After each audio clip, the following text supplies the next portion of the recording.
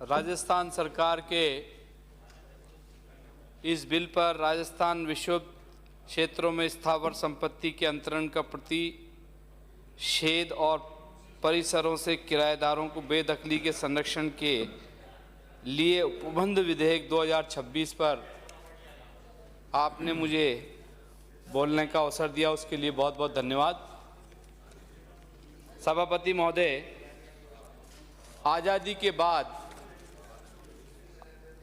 और आज़ादी से लेकर अब तक राजस्थान के इतिहास में जितने भी बिल आए, जितने भी कानून बने, उन सब से ज़्यादा खतरनाक और ऐसा कानून जो मानवता को सार-सार करने वाला है, तार-तार करने वाला है, हिंदू और मुसलमानों को आपस में बांटने वाला ये बिल इस स्तर तक लेके चला जाएगा हमारे लोगों के मनभेद को कि हम कल्पना भी नहीं कर सकते।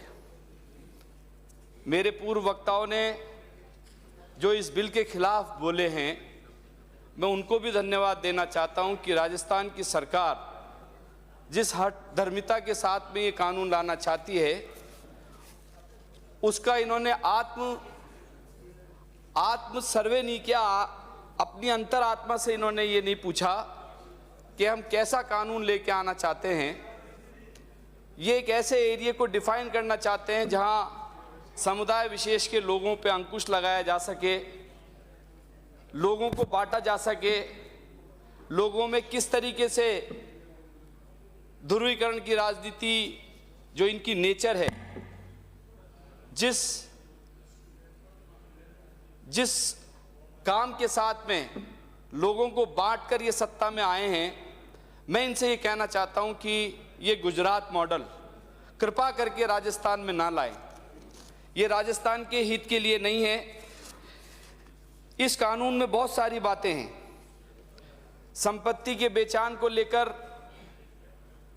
आपसी सहमति, कलेक्टर से अनुमति लेना, सरकारी हस्तक्षेप का बढ़ना, संपत्ति की कीमत बाजार के गतिविधि को कम करती है। जब ये कानून आता है, अभी हमारे अध्यक्ष जी बोल रहे थे, जब उन्होंने एक बहुत बड़ी बात कही कि जब ये कोई एरिया डिस्टर्ब एरिया घोषित हो जाता है तो वहाँ रिश्ते नहीं होते, वहाँ के लोग एक दूसरे से हीन भावना रखने लग जाते हैं। ये एक चिंता का विषय है।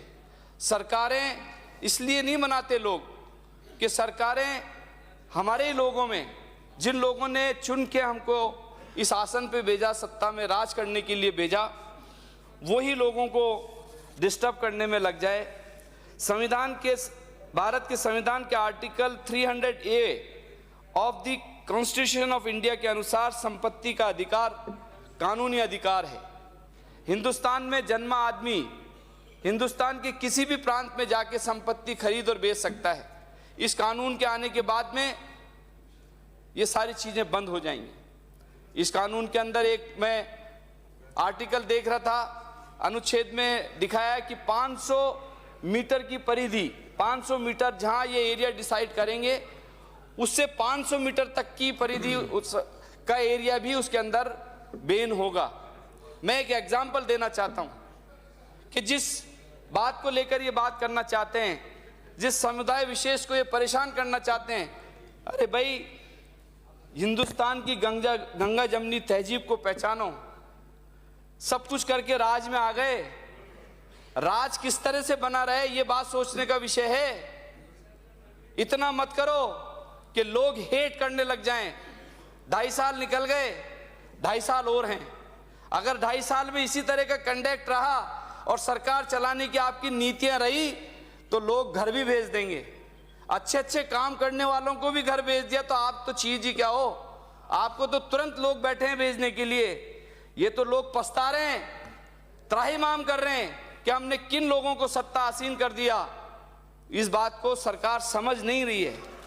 मैं बहुत सारी बातें हैं जो ये कहना चाहता हूं कि इसमें इनको एक ये प्रॉब्लम है कि इस विधेयक में आपके अनुचित समूहीकरण को परिभाषित करने के लिए दो शब्द काम में लिए हैं। पहला जनसंख्या की असंतुलन और दूसरा अवांछनीय परिस्थितियां। ये कौन डिफाइन करेगा? ये कौन से लोग हैं जो डिफाइन करेंगे? इसकी सीमा क्या होगी?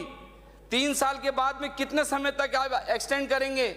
ये कोई मैकेनिज्म आपने नहीं बनाया। इसकी जो एक समिति बनाएंगे जिसके अंदर आप ये निर्णय लेंगे कि इस एरिया को कौन लोग डिफाइन करेंगे, उसमें जनप्रतिनिधि नहीं लिया आपने। सारा सब कुछ अधिकारियों पे छोड़ दिया। अधिकारी डिसाइड करेंगे और वो आपकी मन इच्छा अनुसार एरिया को डिस्टर्ब एरिया घोषित करेंगे। ये बहुत खतरनाक बिल है। जयपुर में पिछले दिनों की एक घटना बताता हूं, 2023 की। सभापति जी 3 मिनट लगेंगे मुझे इस पूरे बात बताने के लिए, लेकिन ये आज इसलिए बताना पड़ रहा है कि 2023 की एक घटना है। मैं तब भी विधायक था। एक जयपुर में किशनपोल विधानसभा क्षेत्र में एक पारीकों का चौक है।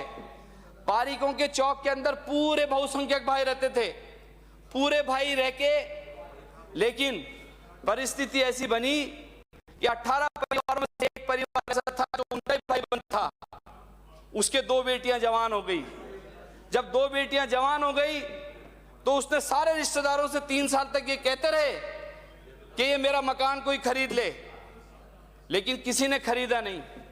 उसकी कीमत 1 करोड़ रुपए थी और रिश्तेदार लगा रहे थे 60 लाख रुपए। अंत में परेशान होके वो आदमी, उसने परेशान होके, क्योंकि लड़के वालों के से रिश्ते बार बार शादी के टूटने की ऑफर आ रही थी, तो उन्होंने कहा कि मैं ये मकान जिस भी भाव में बिका एक मुस्लिम भाई को बेच के चला गया। जयपुर में पोस्टर लग गए कि यहाँ पे पलायन हो रहा है, पलायन हो रहा है। ये बात चिंता का विषय है, हम सब के लिए चिंता का विषय है।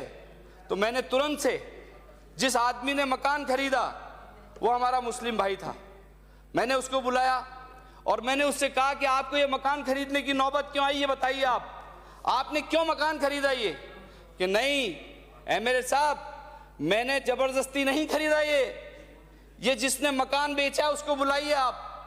मैंने उसको तुरंत बुलाया और बुला के उनसे बात करी कि भाई आपने ये मकान इनको क्यों दिया? इतने सारे और गैर मुस्लिम भाई यहाँ रह रहे, इनको क्यों नहीं बेचा आपने? तो वो बड़ी शर्म से ये कहता है, मेरे पास वीडियो है उसका, वो ये कहता है कि साहब मेरी 2 बच्चियां जवान हो गई, 2 बच्चों की शादियां करनी है, 2.5 साल से मेरे रिश्तेदारों को कह रहा हूं जो आसपास में रह रहे हैं, किसी ने भी 60 लाख रुपए से ज्यादा की इसकी कीमत नहीं लगाई, तो मैं इसको बेच के गया हूं। मेरी इच्छा के खिलाफ इसको बेच के गया हूं। मैं चाहता था कि इनको मेरे रिश्तेदारों को दूं, लेकिन इन्होंने नहीं लिया। तब जाके मैंने ये मकान बेचने का निर्णय किया। तो परिस्थितियां ऐसी होती हैं। जब आपका ये कानून आ जाएगा तो कौन क्या करेगा ये सोचिए आप। क्या इसकी कल्पना करिए आपने कि उस परिवारों पे क्या बीतेगी जिसके पास कोई सरमाया नहीं, जिसके पास इलाज के लिए कोई संसाधन नहीं, मकान बेचता है, झोंपड़ी बेचता है, कुछ भी करता है, लेकिन अपने परिवार को आगे पालता है। यह हमें सोचने की बात है। फिर अंत में क्या हुआ, मैंने उससे ये कहा, जब वो सारे लोग आए बस्ती के, तो मैंने उनसे कहा कि आप एक काम करिए, अगर आपको ये मकान लेना है वापस, तो जितने में ये मकान इसने खरीदा है मैं इसको दिलवाता हूं, और रजिस्ट्री चार्जेस मिला के और जितने भी पैसे बने उसको वापस ट्रांसफर कराया मैंने, ताकि वो पारिकों के मोहल्ले में पारिकों ने सबने मिलकर वो मकान लिया। ये इस बात का गवाह है कि हम जयपुर में गंगा जमनी तहजीब चाहते हैं, या आप जो सामंजस्य बिगाड़ना चाहते हो, प्रेम और सौहार्द जयपुर का बिगाड़ना चाहते हो, या आपकी नीतियों से नहीं बिगड़ेगा, किसी भी हालत में नहीं बिगड़ने देंगे। और मैं अंत में एक बात कहता हूं कि ये कानून राजस्थान की जो गंगा जमनी तहजीब है इसको तार तार कर देगा, इसको इस तरीके से ले जाएगा। हम आज हैं कल नहीं हैं। अभी वो रविंद्र भाटी जी कह रहे थे कि किसी की कोई गारंटी नहीं है कि अगला सत्र में कौन आएंगे, आप आएंगे, मैं आऊंगा, ये आएंगे, किसी की कोई गारंटी नहीं है। लेकिन जब आप लोगों के सीने पे चढ़ के राजनीति करना चाहोगे तो ये कोई अलाउ नहीं करेगा आप लोगों को। ये समय अच्छे अच्छे बादशाहों को जमीन चटा दी है इसने, कोई अछूता नहीं रहा है। कृपा करके इस बिल को जनमत जानने के लिए भेज दिया जाए। मैं आपसे कहना चाहता हूं कि सरकार में जो लोग बैठे हैं, ये अभी भी वक्त है आपका 2.5 साल का कि सुधर जाओ, नहीं तो घर जनता दौड़ा दौड़ा के भेज देगी। बहुत बहुत धन्यवाद। श्री घनश्याम जी।